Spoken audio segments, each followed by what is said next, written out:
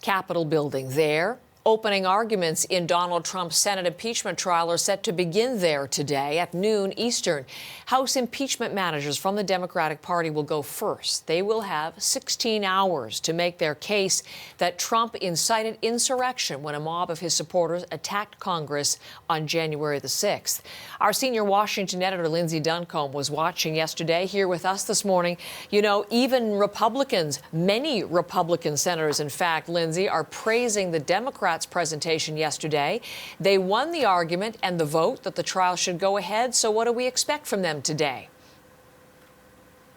Well, I think more of the same tactics, Heather. What we saw really was success on two levels. There was the multimedia presentation, which what happened was it took the president's own words from that speech at the Ellipse on January 6th and then built a timeline as the violence escalated towards the Capitol. And there will continue to be multimedia evidence, but what we can expect as these arguments get underway in earnest is to take the timeline back further to even before the election itself, when Donald Trump said to his supporters that the only way that he would lose is if the election were rigged, really planting the seeds that lead to the argument that what happened was an incitement to an insurrection.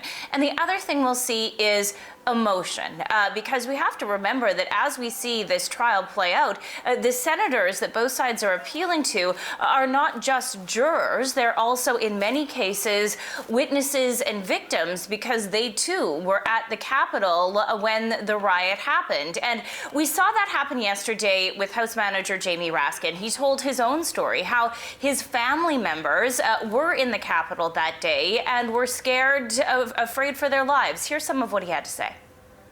Senators, this cannot be our future. This cannot be the future of America. We cannot have presidents inciting and mobilizing mob violence against our government and our institutions because they refuse to accept the will of the people under the Constitution of the United States. There will be 16 hours of arguments. That's less time allotted than the President Donald Trump's first impeachment trial. And it's unclear, Heather, if either side will take that entire time. Donald Trump's lawyers had their first big test as well yesterday, Lindsay, with their 2 hours of argument. No big names on his team this time. What do we learn about them? Well, they struggled. This was, I think, generous to say it was rambling and criticized. Certainly, these are lawyers who were just hired because Donald Trump fired his team just last week. So there was a rambling in the beginning, and then they really zeroed in on the kind of argument we can expect from the Trump team. And that is that the words that Donald Trump said were within his First Amendment rights to say that the mob that was on Capitol Hill were criminals that were acting on their own volition, and that what we're seeing play out right now is exactly what the Democrats have been doing since Donald Trump has been elected, going after the President Donald Trump in political theater. Here's more from one of Donald Trump's lawyers who appeared on Fox News' Sean Hannity show last night.